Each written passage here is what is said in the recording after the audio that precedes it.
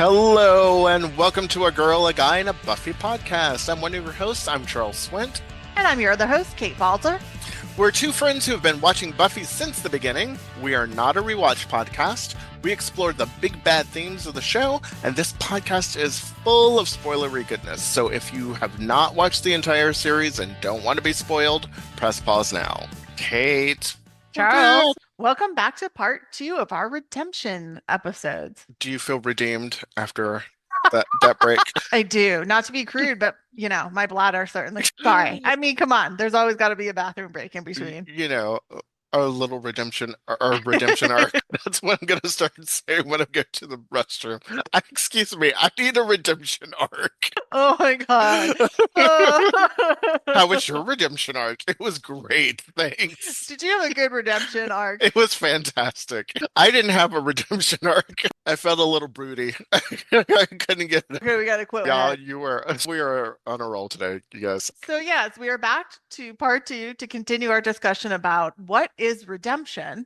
So where we left off, we had talked about the fact that in order to discuss redemption in the Buffyverse, you have to understand where Joss Whedon was coming from when he created the show and his sort of one of his defining guidelines for writing, and that is the fact that he is a believer in humanism and he's a humanist. And so again, that's really the belief that in humanity and doing it for the sake of being good and for your fellow man. And it's not about having a driver that is placed in a higher power or a supernatural belief. And so, how that plays into what it is for these characters to be on their redemption paths. So we discussed Angel and Faith and Spike, and now we're going to move on to everybody's favorite witch. Well, I think most everyone's favorite witch, Willow. It's a little controversial for Willow. People are a little split with her, I That's think. true. Yeah. At least I'm seeing it more now. Yes. I feel like the TikToks about Willow as a friend or particularly as a bad friend are increasing. Yeah, and the fact that she's not held accountable for a lot of the stuff is definitely being highlighted more, which is true. I mean, I think I think she does get away with a lot because she's Willow and she's she's unreliable, Right. Exactly. Yeah, no, I mean, to speak to her arc, I think that's really true. I think that is one of the reasons that her misuse of magic is allowed to go on for so long, is that she starts off as this very sweet, innocent, studies hard, is, a good friend. Nobody thinks that Willow's going to go down a dark path. And so they don't hold her accountable the way they should when she starts making mistakes. Right. Even though they really should, because she's constantly doing things that it's like, Willow, what are you doing? Willow, what's happening? Willow, what's going on? Like there are so many signs that she is going down a dark path. There are so many things that she does. There are times where she will acquiesce. There are times where she's like, oh, well, I'm not doing anything too dangerous. She tries to downplay it a lot, but as we see, her magic grows. She continues to like increase in power and tries more difficult spells and more complicated things that like harness a little bit darker parts of herself, and they often go wrong, and everyone is like, Willow, what are you doing? And I think it may even be a point of not even people telling her or not telling her, it's that she's not listening.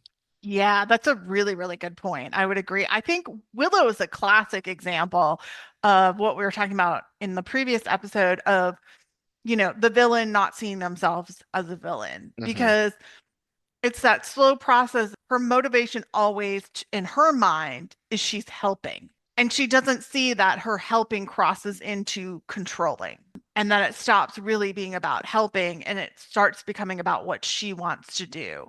And that's where they don't hold her accountable. And it is kind of a double-edged sword with her, because I think they go to her because they need her to do these spells. They need her to do these things. But the issue is, in order for her to do the bigger spells that they need for her to do, she has to practice and do all the other stuff that she's working on.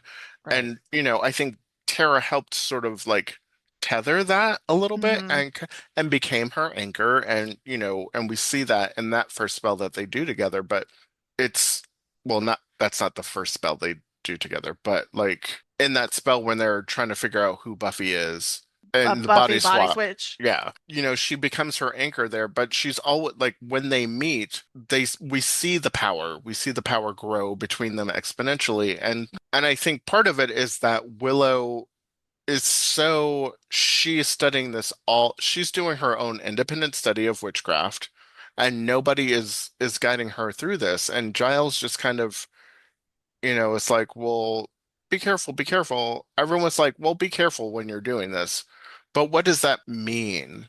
Like, what are the cautionary tales that she should be hearing? And even in season 5, when Joyce dies and Dawn is looking for answers, Willow gives her the book. She like magics the book out so that Dawn can find it to cast that spell. And it's like, you're really irresponsible in that moment. Like, that is a grieving teenager who you were giving. And whether you're thinking, well, maybe it's just going to provide her answers about the afterlife or whatever, because that's what you gleaned from that book. But what you're doing is you're putting a weapon in her hands. Yeah, and I had forgotten until rewatching some of the season 3 episodes. She really was more cautious and she was doing more learning at that time, but you're right, it was only self-taught. But as we get into season 4 and season 5 is where her sense of arrogance and her sense of power really starts to develop. Hmm. And that's where I think the major shift starts to happen versus, being in high school. I think she was more cautious. Certainly when I rewatch Doppelgangland, and the spell that she and Anya do to get Anya's pendant back and it goes wrong and she kind of sees a highlight of what happens in that wish world and freaks out and tells Anya like this is too much. This is dangerous. Like you shouldn't be doing this. She definitely loses that, in during season 4 and definitely by the time we get to season 5 and obviously Yeah. certainly in season 6. Yeah, because I mean, I guess once you've done the spell to re-ensoul Angel, Yeah, which is a huge spell, right. and And it's a that curse and and it's dark it's magic. right, and it works, and you're like, okay. And then you do season 3, you don't have to do a really big spell or anything like that. Season 4, and then you do the adjoining spell, which is again, it's light magic, but it's huge magic that has a pretty heavy consequence. And then you defeat a god, and you're able to hurt a god and manipulate a god's like temporal, like space, time, whatever, and also like physically hurt them. You're gonna get an ego. And then you Hmm. resurrect, and then the resurrection spell is just, Right, it's like, well, if I can hurt a god, what else can I do? right. So moving into her redemption, what do you think of her redemption path? Or sorry, that's a weird way to say it. Her redemption storyline. I don't know. I go back and forth because I think that there's a little bit of the angel of it all, but maybe for Willow it is earned of this like broody sort of, and she's not so much broody really. She's not really brooding, but there is that She's like fear, and it feels also a little inconsistent too. It's like, well, I'm scared, I'm scared, I'm scared. Like I get it in season 6, like when she's, trying to not use the magic and she's going through like the recovery part of it all. But when we're in season 7 and she, that fear is there, it makes sense. Yes. But I don't know. I don't know. I honestly don't know how I feel about it. Because I don't think I think she's starting, I think, again, I think she is starting on a path of redemption, but I think that path starts after Chosen happens. Because I don't think uh, that she truly forgives herself until she casts the spell to make all the Slayers. I think that spell being such a light magic spell and her becoming sort of a goddess in that moment, I think that for her is a moment of acceptance of her power, forgiveness of her past, and now I can go on and do something else. yeah, I would agree. I mean, I until she was so driven by fear and understandably so because she has such a level of darkness and power in her, the combo. And, she saw what she could do with it. It wasn't even just about, I mean, it would have been bad enough for her just killing Warren and the way she did it, but the fact that she had the power to literally end the world. Yeah. I think that's probably, well, probably both those things terrified her. And then, you had the first evil. So she was afraid of, what that might mean if she tapped into her power. And yeah, for her, part of her redemption is overcoming that fear because as Giles said, which again, there's another discussion to be had about the fact that like in season 6, they treat it as an addiction. And then the beginning of season 7, Giles is like, no, it's a part of you. Hmm. Which I actually agree with. I think we've said that we talked about this in our magic episode. I don't think the addiction metaphor was the right metaphor. I think we actually had said I almost saw an eating disorder as a Right. better metaphor. But I agree with actually what Giles said. It's a part of her, and so she's going to have to learn to always deal with it. It's not something she can walk away from. Right. And so it was season 7 was about finding that for her and gaining her confidence without being arrogant and Hmm. remembering the things that she learned from the Coven about centering herself and probably checking in with people.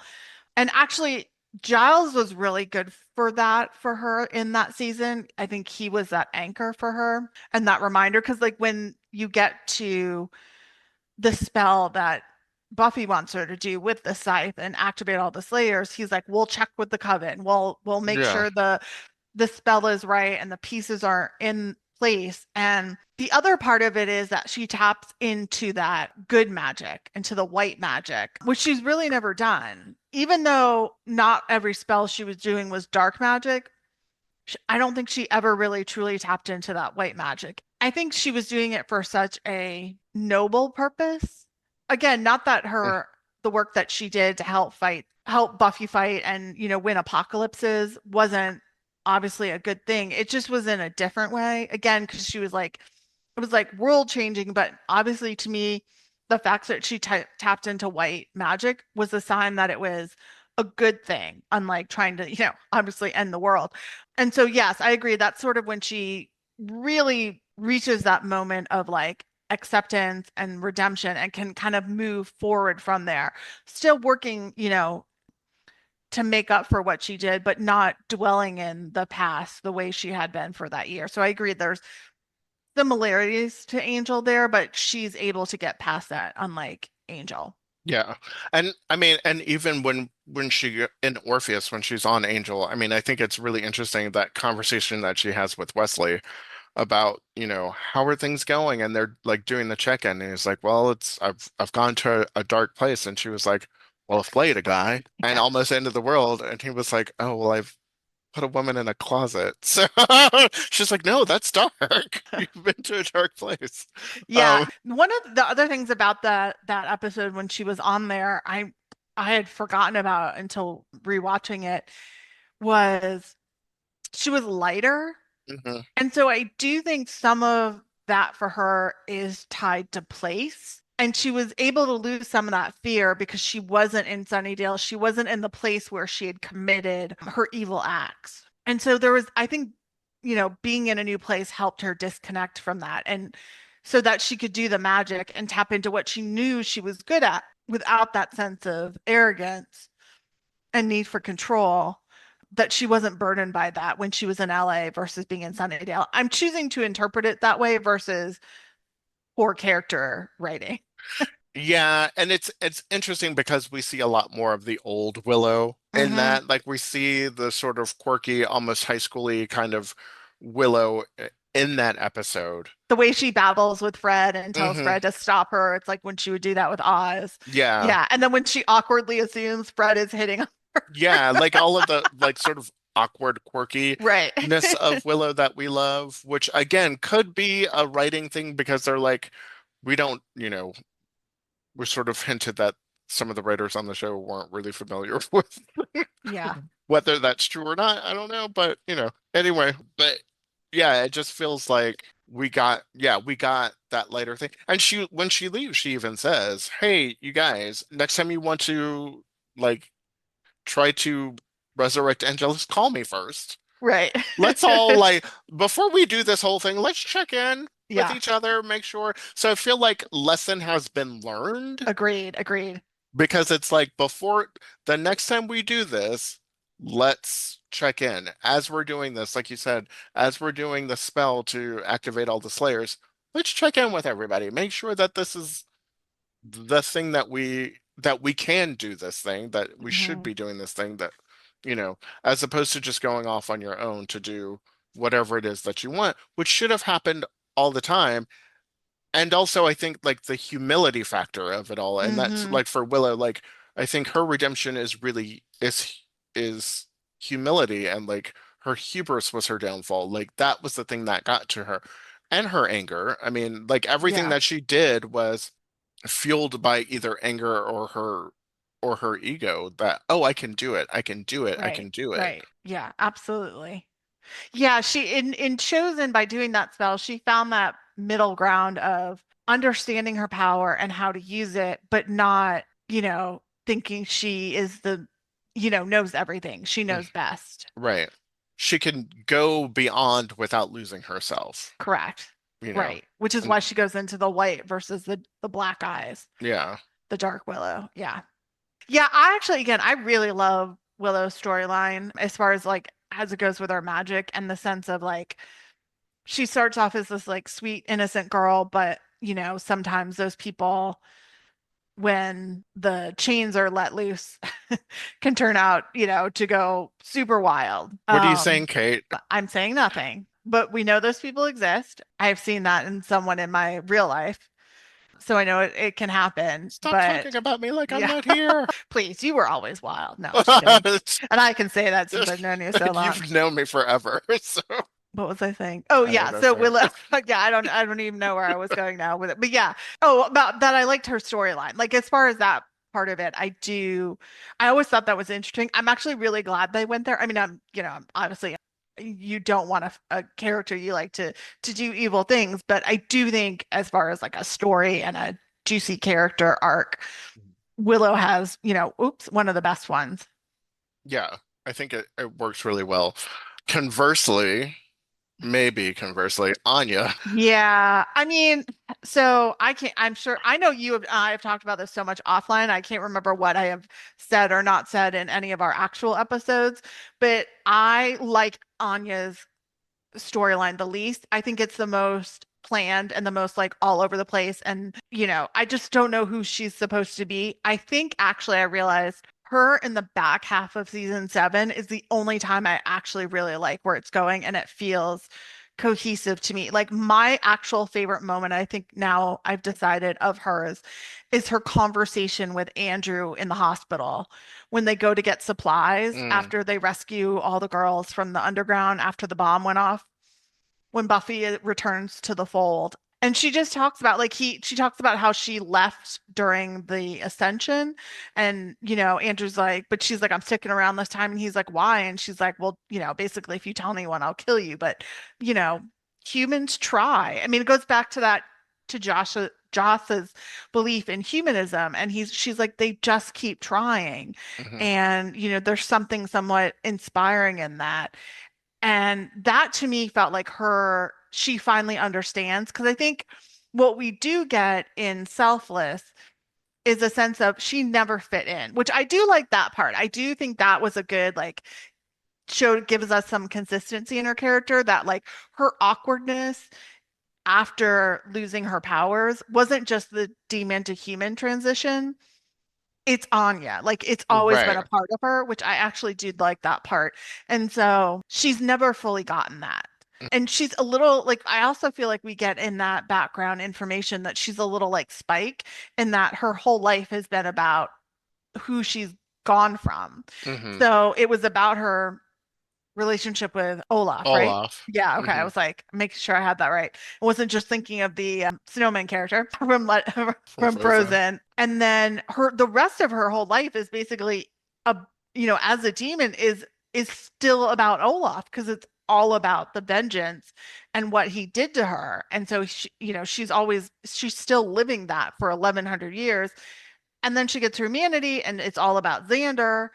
and then she loses that, and it's all about, trying to reclaim what she had before, which again still comes down to a guy. So I feel like in that back half of season 7, even though she and Xander hook up, it's not necessarily about Xander. Mhm. It's kind of just connecting in a human way in those moments. And then, I think she finds a place in that. She does find, I think, some of her redemption in that back half of the season 7. And then, of course, as typical of, the series, then they had to kill her Right. because Um, she, found that moment. yeah, we have talked about it, like where it feels like a little inconsistent, and I think we have talked about it on the pod, like sort of like the inconsistency of her initially, but like when you listening to everything that you're saying, yeah, like everything that her story is so centered around men and what they do. And her response to them, and even DeHoffrin, I even add like DeHoffrin into Oh, that yeah. mix of like Good needing a point. man to be like, as a human, she didn't stand out, but had sort of some independence and had some independent thought, but was controlled by a man, as was the time. And then De Hoffman steps in and, Hmm. offers her autonomy to like change all of that and do all of that. And then losing her powers, Xander, who again doesn't give her any autonomy. I honestly like one of my favorite moments for Anya, other than her speech about in the body, which I do love, and it makes me cry every time. Hmm. But it's when she sleeps with Spike, because to me that's the first time that I feel like she's making a choice about what she needs in the Mm. moment. And it doesn't matter. Like, yeah, they're drunk. Yeah, because she's like, that's not about vengeance. It's about Hmm. solace. Good point. Yeah. And so I think like that to me, like that's a moment where Anya real I mean, she's got a lot of great moments. I mean, I like Anya a lot. I like the character a lot for Yeah. sure. And let me just say, I think Emma is amazing. I just Yeah. have this is more to me about some of the writing. But what you just said does help me square her a little bit better in that, like, even those demon years, it's still about a man. And so Hmm. the inconsistency in who she is, when you think about it in that context, does make a lot more sense. Right. And it's and I think maybe even some of the awkwardness of it all, because I know a lot of people talk about Anya being sort of neurodivergent coded and things like that because she speaks her mind and all of that stuff, which I can see as a viewpoint. And also I think too, in her relationship to men, it feels awkward because she's just speaking her mind. She's just saying the truth or whatever. And in the relationship to how men treat her, Xander's like, well, honey, that's not an appropriate thing to say, or don't say that, or do like all of that stuff. Or maybe, there's always, and Olaf was doing the same thing. Like there's always been a man to kind of tell her who she is and how she should be versus her just being herself and people being like, yeah, that's cool, that's great. So I think both things can be true at the same time. Maybe there's some like, I think people who are neurodivergent sort of see themselves in her like forthrightness and like just speaking Hmm. her mind and being a little awkward and things like that. But I also think that some of that awkwardness is because of her relationship to the men in her life who keep trying to define who she is, and who she is does not fit that definition. And so it makes it feel so there's always this push-pull with her that it doesn't feel right or it feels awkward because people are saying you are this. DeHoffrin says you are not odd, you are Anyanka. Right. And she's like, Right. what are you talking about? Yeah, that's a So, good point. Yeah, yeah, no, I think those are really excellent points. The one thing I did really like about her story, so apparently I'm realizing I liked her more in season 7 than any other season, I think. As far as like her story worked for me, I did like how they showed becoming a vengeance demon again was mhm. not a comfortable fit anymore, Yeah, and that she had been through too much in these last few years. And that I think she honestly just made the decision because it was what she knew for so long, and she was in such pain. And I think this also speaks to the fact that like she didn't have anyone else in her life. yeah, Like she was not really a part of the gang. She's not a Scooby. Not at all. She's Xander's girlfriend. Yeah, unlike Tara, who eventually I think becomes much more a part of the gang. I mean, Hmm. it probably helps the fact that obviously that Willow and Tara move into the Summers house when Hmm. Buffy dies. So it's a more natural integration, but even Tara is more of a part of the group than Anya. Yeah, I would say Anya is never really truly becomes a part of the group. And so when she loses Xander, what little group she has, she loses as well. And Right. so the only thing she knows is to go back to that, but it's no longer the right fit for her. Yeah. Um, And when you, and again, and this is not a, I don't think that this is a thing, but like when you look at it through this lens, I think you can see like that's what happens in abusive relationships is that, so, I mean, mm, granted, she was already isolated from the beginning, right? So that's, I'm not saying that that relationship was abusive or anything like that, but she was definitely isolated from that from the beginning. Like Xander, and again, like the wish was about Buffy, but was made because of Xander. And so her going to him first makes sense because you're the reason why I'm here. right. Had you not cheated on Cordelia, I wouldn't be here right now. So yeah, Which actually, when you think about it, is kind of it's twisted yeah, right? that they hooked up. Yeah, I never thought of that Yeah, before. Oh it's my real messed gosh. up. It's real messed up that they end up getting engaged, dating and married and all of that stuff because, Mhm. Which actually shows you how they kind of end up in a decent place when they realize, like, oh, we still have feelings for each other and we'll probably always love each other. And yeah, we're gonna have, one last fling yeah. before the end of the world. But I don't think they would have stayed together if she had lived at the end of Chosen. No, I don't think so either. And I don't think it was written this way by any means, which is kind of interesting too, because of all the other people who, which again, I think just shows how disconnected and how not a part of the group she was, or that anybody really gave any thought or consideration to the fact that they were like, yeah, you're a 1,000-year-old vengeance demon who's, created mayhem and done all this other she has done terrible things. She has started, like, she's been a part of wars. Yeah. She has done awful, awful, awful things. And, like, there is no redemption for Anya. There is no talk about, like, well, you need to reconcile with what you've done. She's just, like, her arc is more about her discovering her humanity, which could be a part of a redemption arc, but it's a very, very early, early stage. And I don't think she, based on her 1,000 years versus her like 5 years or whatever as a human, Hmm. is a blink of an eye. And so she doesn't really get a chance to even start to be on a redemption arc. I mean, yes, she's helping the Scoobies, she's doing research, she's doing all of that stuff, but none of it is about atonement for Right. her past acts. It's about finding a place in this world. Right. And it's a little bit like by default because she's involved with a person who's a part of this. And I think Hmm. it's also a little bit of self-interest for both her and Xander because she wants the world to exist so they can, live in it together. Right. Yeah, I mean, when even her speech to Xander at the end of Selfless, walking away from the fraternity house, she's much more about like, I need to figure out who I am. It's Hmm. not, you're right, it's not about redemption.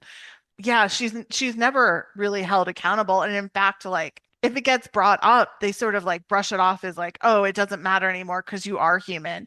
And it's such a hypocrisy in the gang with how they treat Anya versus Spike Hmm. in that regard, because Anya's body count Is and way evil acts higher. is way, way, way, way, way higher. Yeah. Yeah. And and in fact, too, as a person who is a demon who apparently doesn't have a soul and then is turned human and is ensouled, she actually never goes through the burden of the soul. In fact, Mhm. she romanticizes her vengeance demon days. She sits there and she's like, that was so wonderful. I remember when I did that. And like there, but there's not a lick of remorse. There's not a lick of like anything Yeah. around it. And it's all played for comedy. Which is also a hypocrisy of the writers, not just. how not just what the characters say, or Right. what the characters own hypocrisy. Yeah, I think maybe that's also partly why I struggle with Anya as a character is she's never held accountable. And even if it was the fact of like somebody tried to hold her accountable and she's like, I feel no guilt over it. I mean, that could be interesting too. That's fine. Yeah. Not every character has to, be Feel like, guilty oh, about. yeah, I feel so terrible. I need to be redeemed. But there was just nothing. Yeah, there was no really acknowledgement. And I think maybe I think you could attest some of the tension between Willow and Anya because of that. Good point. Yeah. Because she's like, it's this unspoken thing. And it gets brought up in Triangle that Willow is actually like the deep fear is that Anya is going to hurt Xander. Either she's going to turn back into a vengeance demon or she has all this knowledge in her, some way, shape, or form that she can hurt Xander. And I think so that's sort of the underlying fear and all of that, but it's not, I mean, that's the only time that it's brought up, and it's like a Hmm. one and done. But Yeah. there's nothing that would indicate that beforehand either. There's hardly any interaction between her and anybody else individually. She's always in group scenes, Yeah. It's except true. when it's with Xander. So yeah, for me, Yeah. Anya just doesn't have a redemption arc. No, Like she I would doesn't, agree. that's not her, I mean, it's not her story. Like she's not trying to seek Right. salvation. Right. I agree. All right. So, Jonathan, Yeah. there's not much to Jonathan's story. Yeah. I mean, do we want to look at Jonathan and Andrew together Yeah, it's as probably a a good idea. unit since Yeah. their misgivings and their misdeeds really kind of happen in season 6. Right. They go Um hand in hand. yeah, and they don't really have I mean again, being a part of the trio, causing destruction and running away to to Right. Mexico. Right. I mean, I think for both of them, and I think we said this before, but for them, it was like they're little boys playing. And when that switch flips for them is when they start to either earn their redemption, is when they no longer see this as a game or that they're playing, but there are real stakes. There were real consequences, and they did terrible things. Yeah. I mean, Jonathan definitely at least I think recognizes that when Warren has the orbs and he tells Buffy how to defeat Warren and all of that, that's sort of the first like chink in the armor or whatever where Right. but I don't think Jonathan has an opportunity to redeem himself because he's killed before. Right. But he's starting to and he wants to. Yes, And I agreed. think that's the important part is that he wants to be better. He knows he's done wrong. He wants to do better, Right. and then is killed before he gets a chance to do so. So, Yeah. and then I think Andrew definitely, well, I would say Andrew is on a path of redemption for sure. Yeah, during the series, I agree. In season 7, it begins in storyteller because Hmm. again, up to that point, he's disassociating. He keeps telling these like epic stories about himself and, oh, I'm on a journey to redemption. And, he hides behind the camera and Buffy really makes him face it in storyteller, particularly obviously starting with killing his best friend or one of his best friends. Jonathan, and that's a turning point for him. And he's, slowly starts to make his way down that path, but he has so much maturing that needs to be done that for him, they go hand in hand. Like he's not going to find redemption or understand his redemption until he matures more. And I do think, again, to reference the comics because they do exist and he has more of a story in the comics. He gets to those places I think more Yeah, in that medium. And yeah, again, partly just because we ran out of time, like the series ends, right. and there wasn't more time on the series, and there shouldn't have been. Like it's not the main thing that they should have focused on for the series, and particularly for season 7 being the last season. Yeah. And yeah, I think, yeah, but he is definitely on his way to Mm. choose something better. And quite frankly, I mean, and he's the one who probably has the least to atone for out of everybody. I mean, he did some bad things. He was involved with the trio and all of Right. that stuff, but he didn't. I mean, he killed Jonathan Right. for sure. And even that was, granted, it was still his choice to do so. He only did it because he was goaded into it by the first. Like Right. I don't think that Andrew's not a killer. He's not a Yeah. murderer.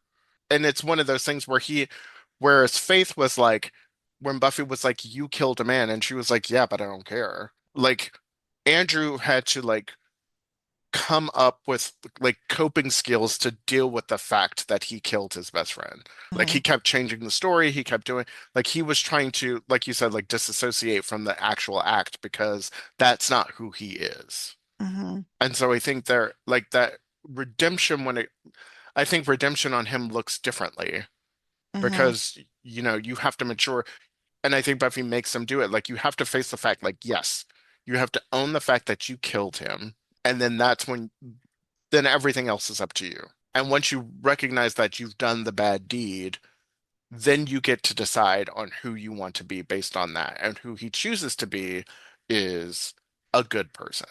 Yeah. I think that's a good point. So now that we've discussed all the major redemption story arcs, here's a question. And we kind of got into this, but we didn't really like fully answer the question. Does seeking redemption take away from the redemption? Oh, right.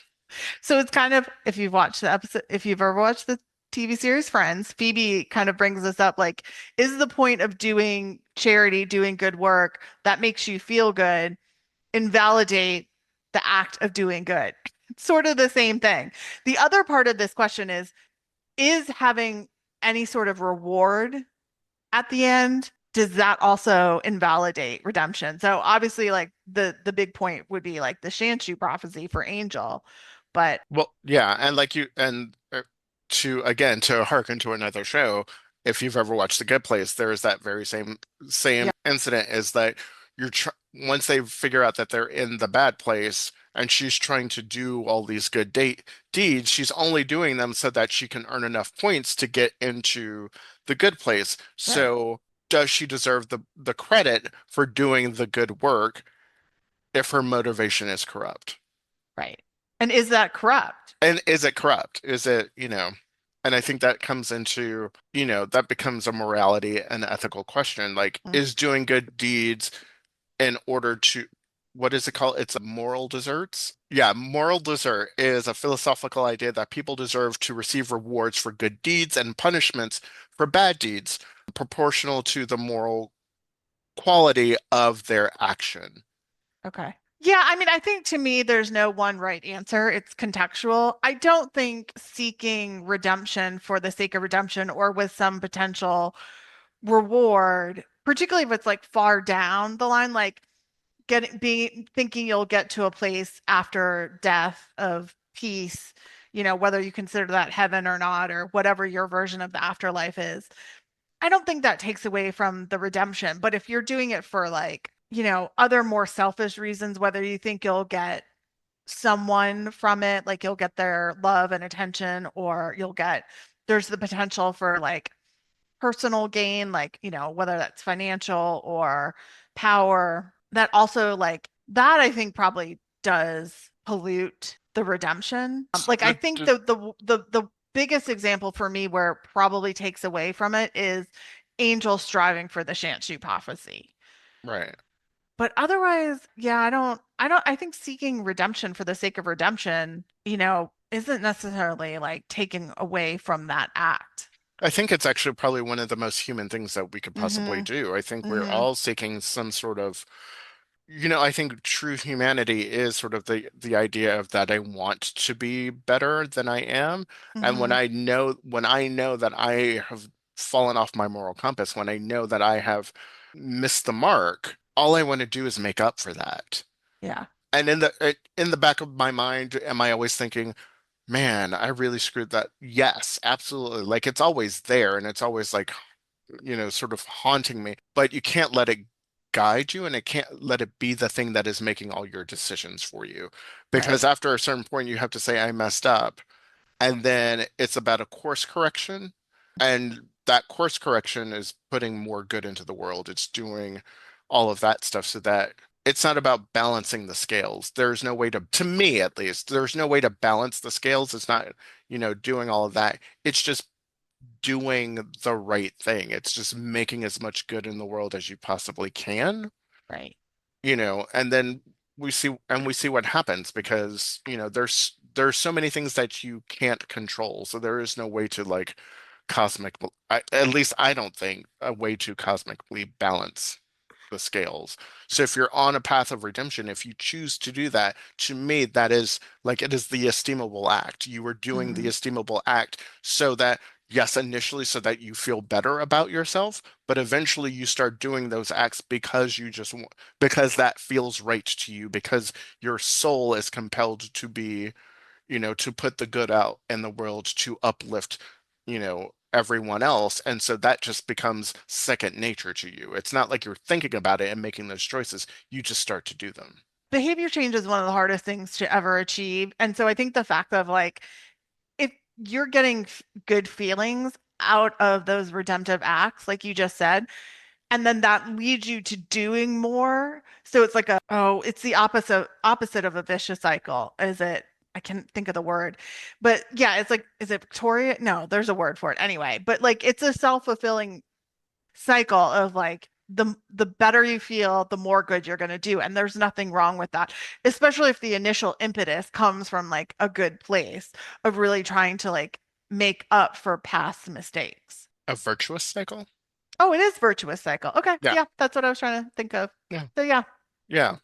I think that's only a good thing. Because, and then, like you said, it kind of becomes innate. It just becomes like a habit in a good way, Yeah. and that's how you get behavior change. And also, hopefully it helps prevent you from falling back on any sort of habits or behavior that led to the bad behavior.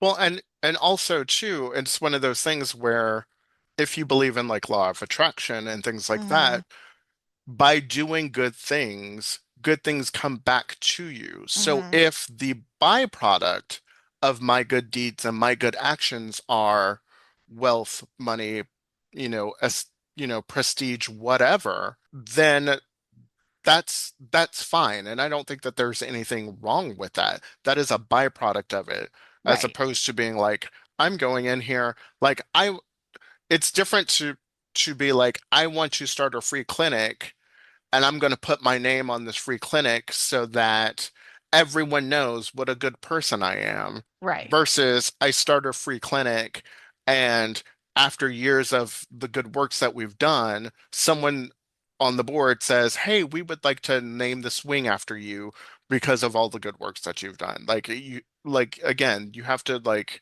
let the good like put the good out and let the good come to you, Right. but don't go out with the It's the context and the motivation. yeah, the Yeah. motivation behind that Right. has to be Right. It's not there to get the rewards, but if you get rewarded along the way, there's nothing wrong with that. right. Yeah, Yeah. totally agree. Any other final thoughts on redemption Oh or gosh. anything we didn't cover that we should have? Well, I don't know. We can, if there's something that we haven't discussed. Oh, no, there is. There is. I Okay. want to say something about, because we talked about it a little bit in the previous episode about like what the show is saying Hmm. about redemption.